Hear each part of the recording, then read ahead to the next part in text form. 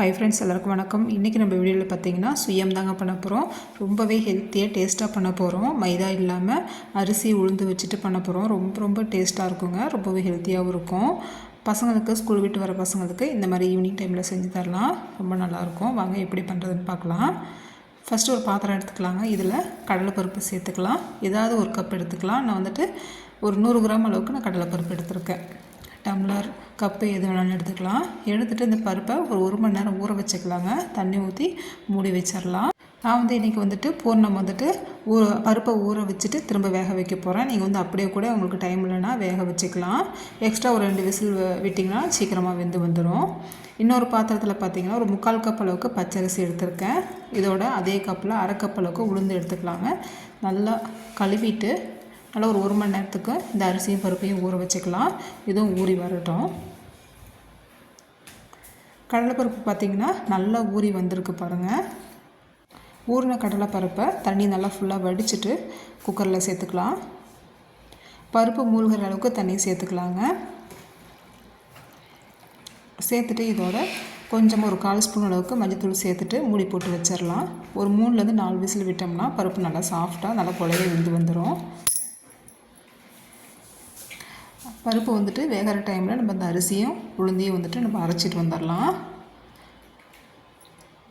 தண்ணி ஃபுல்லாக வடிச்சிட்டு ஜாரில் சேர்த்துக்கலாம். சேர்த்துட்டு இதோட ஒரு 1/2 கிளாஸ் அளவுக்கு தண்ணி விட்டு நல்லா மையாக அரைச்சிட்டு வந்துடலாம்.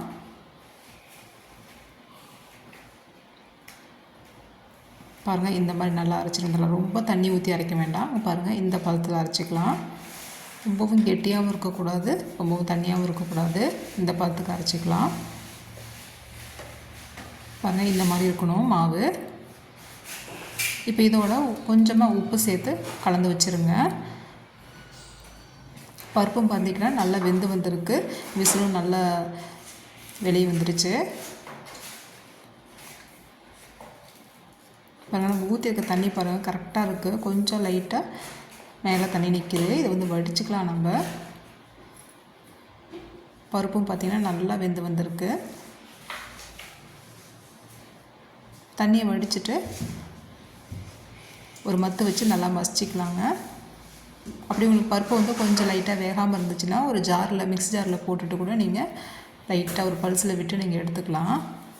நான் நல்லா வெந்திருக்கனால நல்லா அந்த மாதிரி மேசர் வச்சு நல்லா அந்த மாதிரி மசிச்சு எடுத்துக்கிறேன்.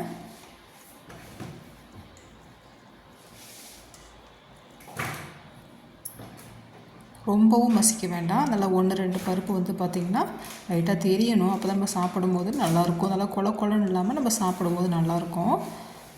இந்த மாதிரி மசிச்சிக்கலாம்.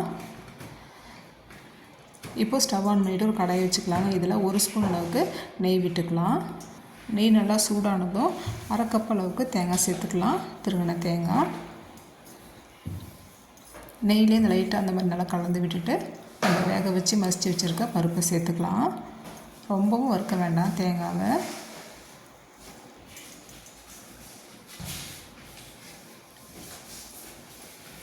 பருப்பை சேர்த்துக்கலாம். இப்போ இதோட நான் இனிப்புக்கு பார்த்திங்கன்னா நாட்டு சர்க்கரை எடுத்திருக்கேன். இதுக்குள்ளே நீங்கள் வெல்லம் கூட தண்ணியில் போட்டுட்டு நல்லா கரைச்சிட்டு சேர்த்துக்கலாம். கொஞ்சமாக ஒரு 1/4 கிளாஸ் அளவுக்கு தண்ணி விட்டு நீங்கள் சேர்த்துக்கலாம். 1 கப் அளவுக்கு நான் வெல்லம் எடுத்திருக்கேன். நாட்டு சர்க்கரை எடுத்திருக்கேன். சேர்த்துட்டு நல்லா அடுப்பை சிம்மில் வச்சுட்டு நல்லா கலந்து விட்டுக்கலாங்க. வெல்லம் எடுக்கும்போது கொஞ்சமாக தண்ணி விட்டு கரைச்சிட்டு நம்ம இந்த பருப்போடு சேர்த்துக்கலாம். நல்லா கலந்து விட்டுக்கலாம். இப்போ இந்த டைமில் ஒரு 1/2 ஸ்பூன் அளவுக்கு ஏலக்காய் தூள் சேர்த்துக்கலாங்க.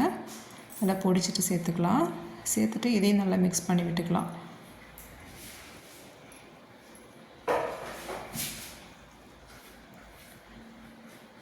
சுயமுக்கு பூரணம் பார்த்திங்கன்னா பருப்பு பூரணம் ரெடி ஆகிடுச்சு. இது ஒரு பக்கமாக இருக்கட்டும், நல்லா ஆறி வரட்டும். அதுக்கப்புறம் நம்ம உருண்டை பிடிச்சிக்கலாம். பாருங்கள், நல்லா ஆறி வந்திருக்கு. இந்த மாதிரி கொஞ்சம் கொஞ்சமாக மாவு எடுத்து இந்த மாதிரி உருண்டை பிடிச்சி எடுத்து வச்சுக்கலாங்க. இதேமாரி எல்லாமே இந்த மாதிரி உருண்டை பிடிச்சி எடுத்து வச்சுக்கலாம்.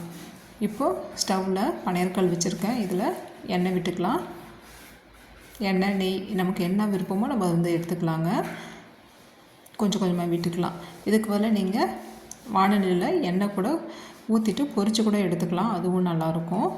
இன்றைக்கி நான் சுயம் பார்த்திங்கன்னா பனையற்கல்லில் தான் போட்டு எடுக்க போகிறேன். ரொம்பவே ஹெல்த்தியாகவும் இருக்கும். வீட்டில் இருக்க எல்லாருமே சாப்பிட்லாம் இந்த மாதிரி செய்யும் போது. நம்ம செஞ்சு வச்சுருக்க பருப்பு வாழை வந்துட்டு இந்த மாதிரி அரிசி மாவில் முக்கிட்டு இந்த மாதிரி பனியாரக்கல்லில் போட்டுக்கலாங்க. நம்ம எப்பயும் பார்த்திங்கன்னா மைதாவில் தான் வந்துட்டு நம்ம சுயம் செய்வோம். இந்த மாதிரி ஒரு டைம் வந்துட்டு அரிசி உளுந்து அரைச்சிட்டு பண்ணி பாருங்கள். ரொம்ப ரொம்ப டேஸ்ட்டாகவும் இருக்கும், ஹெல்த்தியாகவும் இருக்கும் ஃப்ரெண்ட்ஸ். ரொம்ப ரொம்ப நல்லாயிருக்கும். நல்லா ஒரு பக்கம் வெந்ததுக்கப்புறம் இன்னொரு பக்கம் திருப்பி விட்டுக்கலாம்.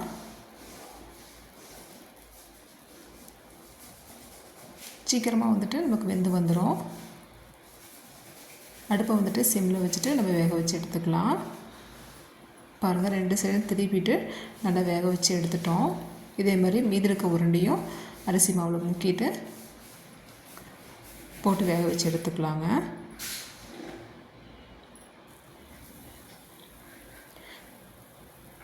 நல்லா மேலே வந்துட்டு நல்லா முறுமுறுன்னு உள்ளார நல்லா அந்த பருப்பு போடுற நல்லா இனிப்பாக நமக்கு சாப்பிட்றதுக்கு ரொம்ப ரொம்ப நல்லாயிருக்குங்க. ரொம்பவே ஹெல்த்தியாகவும் இருக்கும். வீட்டில் இருக்க எல்லாருமே நம்ம சாப்பிட்லாம், ரொம்ப நல்லாயிருக்கும். இந்த மாதிரி ஸ்கூல் விட்டு வர பசங்களுக்கு இந்த மாதிரி நம்ம ஹெல்த்தியாக வந்து செஞ்சு தரும்போது ரொம்பவே விரும்பி சாப்பிடுவாங்க. மேலே பாருங்கள் நல்லா முறுமுறுன்னு உள்ளார நல்லா சாஃப்டாக இருக்குது பாருங்கள், ரொம்ப நல்லாயிருக்கும். ஓகே ஃப்ரெண்ட்ஸ், இந்த வீடியோ பிடிச்சிருந்தா லைக் பண்ணி ஷேர் பண்ணுங்கள். நம்மளோட வீடியோ புதுசாக பார்க்குறீங்கன்னா கண்டிப்பாக சப்ஸ்கிரைப் பண்ணுங்கள் ஃப்ரெண்ட்ஸ். தேங்க்யூ.